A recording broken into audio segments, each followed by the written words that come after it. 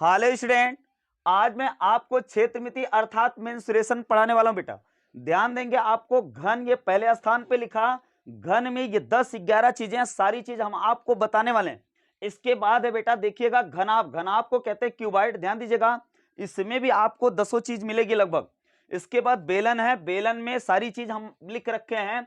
यहाँ पर चौथे पर शंकु है, उसके बाद पांचवें पर गोला और छठवें पर अर्धगोला। हम इसके बारे में विस्तृत नॉलेज देंगे बेटा। जो लोग पहली बार चैनल पे हैं, प्लीज यार चैनल को सब्सक्राइब करके बेल आइकन को ऑन कर लीजिएगा बेटा, ताकि कोई भी वीडियो इस प्रकार से डाल रहे हैं तो सबसे पहले आपके पास नोटिफिकेशन जा सके। क्या है घन? घन का मतलब ध्यान दीजिएगा, इसको बोलते हैं बेटा क्यूब। ये क्यूब का ये साइज ध्यान दीजिएगा, इसकी सभी भुजाएं बराबर होती हैं। अब इसमें क्या क्या है देखिएगा, 11 चीजें लिख रखे हैं। सीरियल से इसको देखते हैं बेटा। देखिएगा पहला स्थान पे लिखे हमने, घन में कितने फलक होते हैं। तो घन में फलक की संख्या 6 होती बेटा। ये देखिए पहला फलक ये फर्श है, ये छत इसका मान लो, ध्यान दीजिएगा। मान लीजिए क्या है, एक रूम है। तो पहला, दूसरा, इधर तीसरा, ये चौथा, पीछे वाला पांचवा, आगे वाला छठवां। तो 6 फलक होते हैं। दूसरे स्थान पे लिखा घन के पृष्ठीय तल। पृष्ठीय तल भी 6 हैं बेटा, वही फलक को ही पृष्ठीय तल कह रहे हैं, ध्यान दीजिएगा। अर्थात 2 पॉइंट हो गए। तीसरे पर लिखा घन के सभी कोर। घन के सभी कोर 12 होते हैं, ध्यान दीजिएगा। घन में 12 कोर होते हैं। कौन कौन है ध्यान दीजिएगा, देख लीजिए। ये पहला है, दूसरा है, तीसरा है, चौथा, पांचवा, छठवां, सातवां, आठवां, नौवां, 10वां, 11वां और ये 12वां। तो 12 कोर होते हैं, ध्यान दीजिएगा। इसके बाद आपको चौथे स्थान पे लिखा, एक कोर बनाने में कितनी सतह होती है, ध्यान दीजिएगा। सतहों की संख्या पूछा, एक कोर बनाने के लिए कितनी सतह। अर्थात ध्यान देंगे, एक कोर बनाने का ये तात्पर्य बच्चों, जैसे एक फलक ये आपका रहा और एक फलक ये, तो ये कोर है। अर्थात ये कोर जो देख रहे हो या ये कोर देख रहे हो, तो 2 फलक है कि नहीं, ये इस स्थिति में है कि नहीं। अर्थात एक कोर बनाने के लिए 2 फलक की आवश्यकता होती है, ध्यान दीजिएगा। तो एक कोर बनाने में सतह या फलक की आवश्यकता कितनी होती है बच्चों, 2 होती है। इसके बाद 5वें स्थान पर है घन में शीर्षों की संख्या। घन में शीर्षों की संख्या 8 होती है बच्चों। कौन कौन, ध्यान दीजिएगा, देख लो। 1 2 3 4 5 6 7 8। 8 आपके क्या हो गए, शीर्ष हो गए। ये डॉटेड इसलिए दिखाया गया बेटा, ये दिख नहीं रहे हैं, ये 3D में दिखाया गया। वो डॉटेड, इसका मतलब वो पीछे का भाग है। आइएगा, तो ये इसका मतलब है कितने शीर्ष हुए, 8 शीर्ष हुए। 6वें स्थान पर एक शीर्ष बनाने के लिए सतहों की संख्या, एक शीर्ष बनाने के लिए सतहों की संख्या बेटा 3 होती है। जैसे देखो, ये एक शीर्ष दिख रहा है, तो इस शीर्ष को बनाने के लिए एक सतह ये वाला, एक सतह ये पीछे वाला, एक सतह ये नीचे वाला। अर्थात एक किसको, एक शीर्ष बनाने के लिए कितनी सतह की आवश्यकता होती है, 3 सतह की आवश्यकता होती है। जैसे देखो, ये शीर्ष बना तो ऊपर वाला एक शीर्ष, ये बगल वाला और ये बगल वाला। अर्थात कोई भी शीर्ष बन रहा है तो 3 सतहों से मिलकर बन रहा है बच्चों। तो आइएगा, इसके बाद देखिएगा, ये 6 पार्ट हो गए। इसके बाद 7वां देखेंगे, घन का पार्श्व पृष्ठीय क्षेत्रफल। पार्श्व का मतलब होता है बेटा किनारे किनारे। जैसे आपका रूम बना है, ध्यान देंगे, तो चारों दीवार, छत नहीं पड़ा, चारों दीवारों का क्षेत्रफल। तो बेटा घन है, घन की सभी भुजा भाई ए माना गया, सभी भुजा बराबर। तो ये चारों दीवार, जैसे एक दीवार ये है, एक दीवार ये, एक दीवार ये, एक दीवार ये, तो 4 गुणे भुजा के एक दीवार का क्षेत्रफल क्या हो जाएगा, भुजा का स्क्वायर। तो बेटा ये क्या हो जाएगा, 4 गुणे भुजा का स्क्वायर। तो अर्थात पार्श्व पृष्ठ का क्षेत्रफल या पार्श्व पृष्ठ का क्षेत्रफल बराबर हो जाएगा बेटा 4 गुणे भुजा का स्क्वायर। इसके बाद देखिएगा 8वें स्थान पे घन का संपूर्ण पृष्ठीय क्षेत्रफल। घन का संपूर्ण पृष्ठीय क्षेत्रफल का मतलब भाई 6 फलक हैं किसने इसमें, 1 2 3 4 5 6। तो एक फलक का भाई ए है तो ए स्क्वायर, तो ए स्क्वायर 6 बार करोगे, 6 बार करोगे बेटा। अर्थात घन का संपूर्ण पृष्ठीय क्षेत्रफल 6 गुणे भुजा का स्क्वायर होगा। देखिएगा, इसके बाद है 9वां स्थान, घन का विकर्ण। घन का विकर्ण √3 इंटू भुजा का, भुजा होता है, √3 इंटू भुजा होगा घन का विकर्ण। अर्थात ध्यान देंगे, विकर्ण क्या, विकर्ण बोले तो ये विकर्ण, अर्थात ये देखिएगा, इस ऊपर वाले कोने से इस नीचे वाले कोने को मिला दीजिए तो यही विकर्ण होता है। या इस नीचे वाले कोने से उस ऊपर वाले, या उस नीचे वाले से इस ऊपर वाले कोने को मिला दीजिएगा। अर्थात जैसे आप कमरे में हैं, इसके बाद सबसे ऊपर और सबसे नीचे ऐसे रख दीजिए। इसी को डायगोनल बोलते हैं बेटा, इसी को विकर्ण बोलते हैं। अर्थात घन का विकर्ण क्या होता है, भुजा √3 या √3 इंटू भुजा। इसके बाद देखिएगा 10वें स्थान पे है घन का आयतन। घन का आयतन भुजा का क्यूब होता है, अर्थात a गुणे a गुणे a 3 बार। भाई आधार का क्षेत्रफल गुणे ऊंचाई होता है। आधार का क्षेत्रफल कैसा है, ये a गुणे a, इसके बाद ऊंचाई कितना a, तो a की पावर 3 हो जाएगा।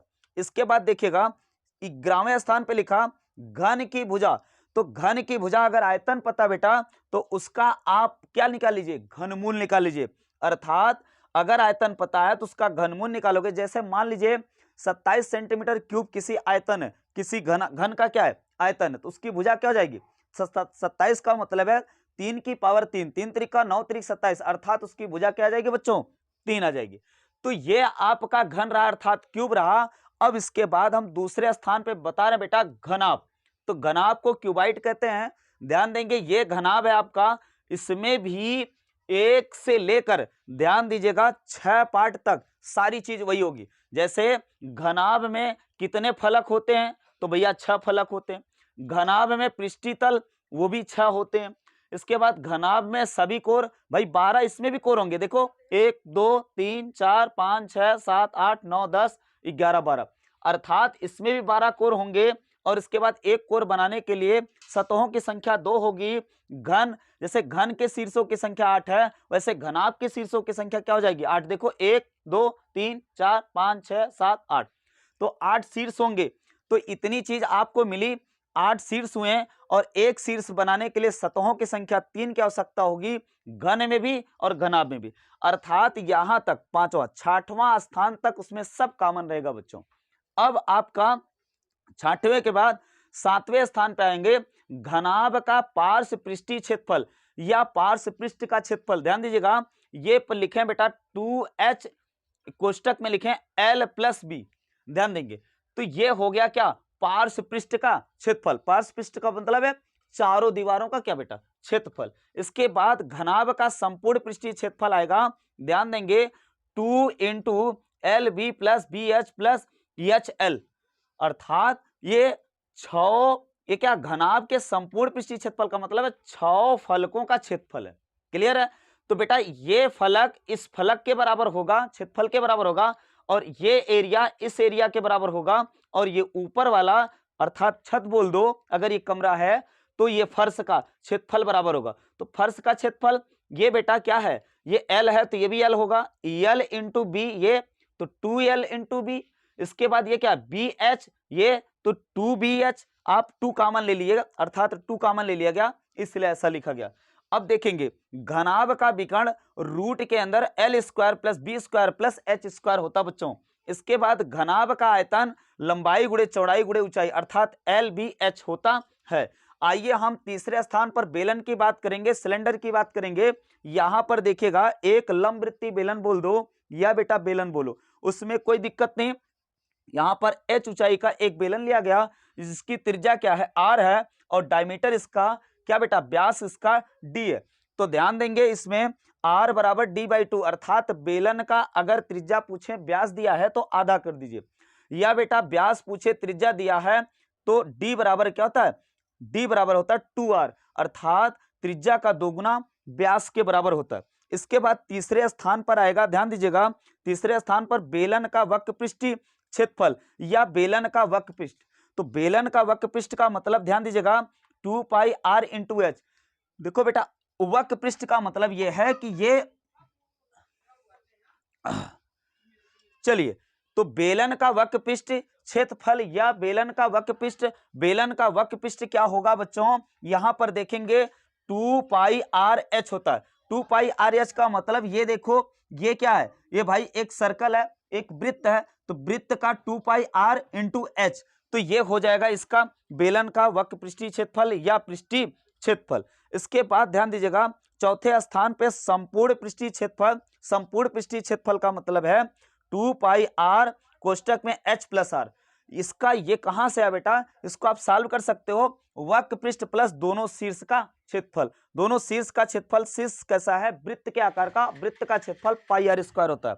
आगे बढ़ेंगे, यहां पर 5वें स्थान पर है बेटा आयतन, आयतन आयतन होता है बेलन का आयतन पाई आर स्क्वायर इंटू एच होता है। इसके बाद ध्यान देंगे पांचवा छठवां हो गया परिधि, परिधि बराबर होता है 2 पाई आर। अगर बेलन की परिधि बोले तो 2 पाई आर होगा बेटा। इसके बाद चौथे स्थान पे शंकु, शंकु बोले तो इंग्लिश में से कौन कहते हैं बेटा, ये शंकु है। शंकु के लिए भी अगर ये त्रिज्या है, ये ऊंचाई h है और ये तिर्यक ऊंचाई l बोली जाती है। इसमें ध्यान देंगे अगर त्रिज्या की बात करेगा, डायमीटर दिया है, व्यास दिया है तो त्रिज्या d/2 होती है। इसके बाद देखेंगे दूसरे स्थान पर अगर व्यास पूछा, त्रिज्या दिया है तो 2 गुणे कर दीजिएगा, अर्थात त्रिज्या का दुगुना व्यास होता है। आइएगा इसके बाद देखेंगे परिधि। तो परिधि भैया चाहे बेलन का हो, चाहे वृत्त का हो और चाहे शंकु का हो, परिधि 2 पाई आर होता है। तो बेलन हो या बेटा क्या हो, शंकु हो या क्या हो, गोला हो या वृत्त हो, ध्यान दीजिएगा गोले तो परिधि नहीं बोला जाता, उसमें वृत्त का बोला जाता, 2 पाई आर होता हो गया। इसके बाद एल, एल तिरछी ऊंचाई है, एच ऊंचाई है और ये क्या है आर त्रिज्या। इन तीनों में संबंध बेटा एल बराबर रूट के अंदर H square plus R square होता है बच्चों। इसके बाद देखिएगा यहां पर शंकु का वक्र पृष्ठीय क्षेत्रफल या वक्र पृष्ठ का क्षेत्रफल बताइए, या शंकु का वक्र पृष्ठ बोलो तो पाई आर एल होता है, पाई त्रिज्या इंटू एल तिरछी ऊंचाई, ये हो गया संपूर्ण पृष्ठीय क्षेत्रफल पाई आर कोष्टक में एल प्लस आर होता है, ये संपूर्ण पृष्ठीय क्षेत्रफल हो गया। और शंकु का आयतन बेटा 1/3 पाई आर स्क्वायर एच होता है। अब आपका बचा क्या बेटा गोला, तो गोले में ध्यान देंगे गोले में भी r बराबर d/2 होगा। अगर गोले की त्रिज्या दिया है तो बेटा आप व्यास निकाल सकते हो दुगुना का गुणा करके। इसके बाद गोले का पृष्ठीय क्षेत्रफल कहो चाहे पृष्ठीय वक्र पृष्ठ कहो, बात एक ही होगी, पृष्ठीय क्षेत्रफल या वक्र पृष्ठ 4 पाई आर स्क्वायर होता है। इसके बाद गोले का आयतन, गोले का आयतन 4/3 पाई आर क्यूब होता है। ये हो गया आपका गोला रहा। इसके बाद अर्धगोला, अर्धगोले में ध्यान देंगे पहले स्थान पर आपका ये लिख सकते हो आप कि इसमें अर्धगोले में भी r बराबर d/2 होगा। अगर व्यास पूछे तो दुगना होगा। ये दो पॉइंट तो वही होंगे, चाहे गोला हो चाहे क्या हो बेटा अर्धगोला हो, चाहे शंकु हो, चाहे आपका बेलन हो, चाहे वृत्त हो, ध्यान देंगे इसमें। अब इसके बाद तीसरा पॉइंट यहां पर लिखे पृष्ठीय क्षेत्रफल, तो पृष्ठीय क्षेत्रफल ये आ जाएगा बेटा गोले के वक्र पृष्ठ का आधा, आधा गोला होता कि नहीं, तो इसका आधा करो बटे 2 करोगे, 2 दूना 4 2 पाई आर स्क्वायर, तो 2 पाई आर स्क्वायर हो गया। आयतन बेटा इसका आधा करोगे बटे 2 करोगे, 2 दूना 4 2/3 पाई आर क्यूब हो गया। तो ये आयतन हो गया अर्धगोले का।